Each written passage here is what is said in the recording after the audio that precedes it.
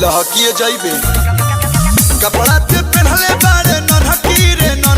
रे धके जवानी अपन बनहकी रे